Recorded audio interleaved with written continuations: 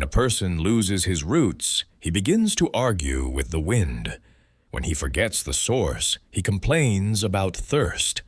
And when he stops hearing those who gave him breath, the world grows colder than winter in the mountains.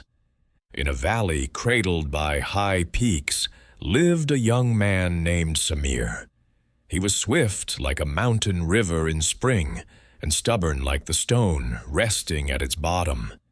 His father tended apricot trees, and his mother wove carpets whose patterns intertwined as patiently as days intertwine with nights. Samir often looked at the distant summits and said, "I was made for more. This house is too small for my dreams." His father said nothing and continued loosening the soil around the roots of the trees. His mother smiled and wove another fine thread into her carpet. The young man believed his parents did not understand the fire within him. To him, they were shadows of the past, and he was the light of the future. One morning he declared, "I will leave. I will find my purpose. Only walls keep me here." His father straightened, wiped the earth from his hands, and answered quietly, "A house does not keep you. It gives you ground to stand on. But if you wish to know the value of ground, go." His mother stepped close, adjusted the collar of his shirt, and slipped a small bundle of dried apricots into his pocket. "On the road, one always longs for something sweet," she said. At dawn he left without looking back. The road was wide and dusty. At first it tasted like freedom. Samir felt like a bird stretching its wings for the first time. He worked in distant towns, learned new trades, debated with scholars, laughed with merchants. The world seemed like a vast market of possibilities.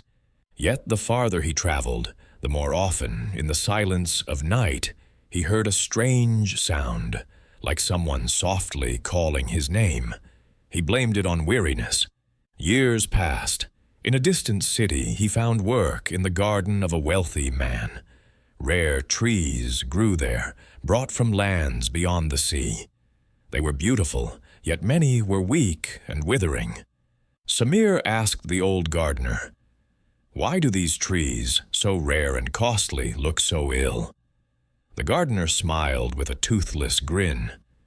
"Their roots were cut to make them easier to carry. Now they stand upright, but they no longer know where to reach." The words struck Samir like a quiet stone against the heart. Time made him skilled, respected, successful. But inside him settled a dryness. Achievements gave him pride, but not warmth. Money filled his purse, but not the long hours of night.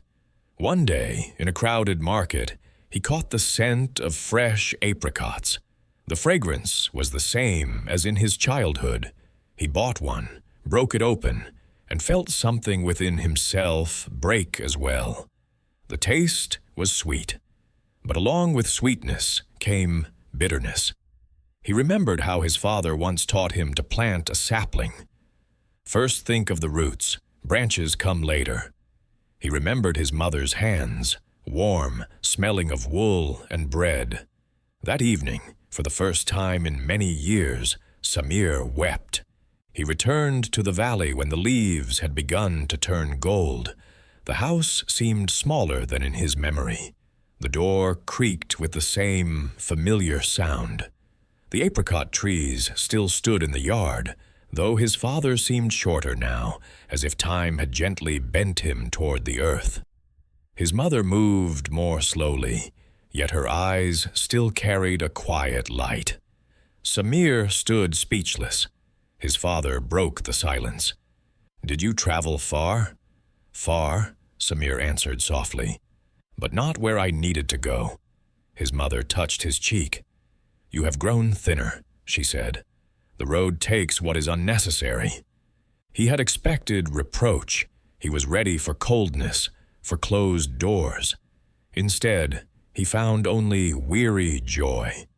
That evening they sat beneath the apricot tree.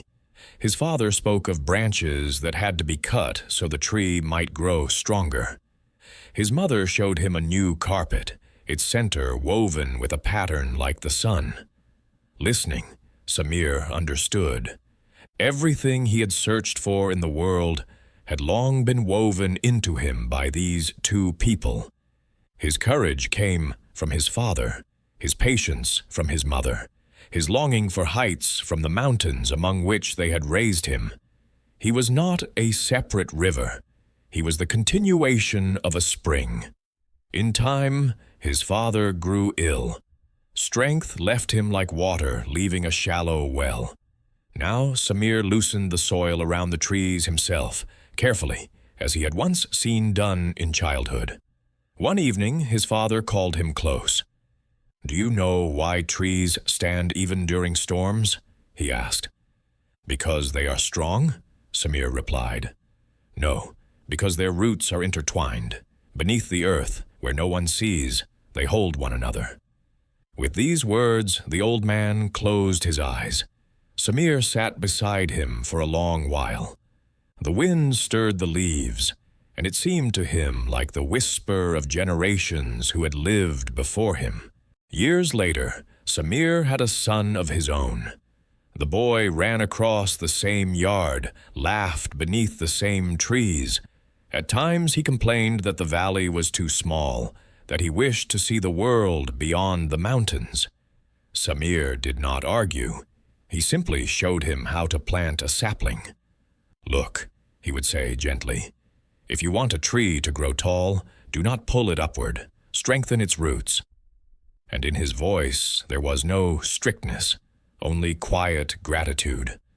So life passes. Branches reach toward the sky, leaves change, fruit ripens and falls. But beneath the soil remains what no eye can see, the weaving of roots. Parents are not walls that confine us. They are the soil from which we rise, not chains that bind, but depth that keeps us from falling. And only the one who has wandered too far understands. To grow higher, one must first bow to those who became his roots.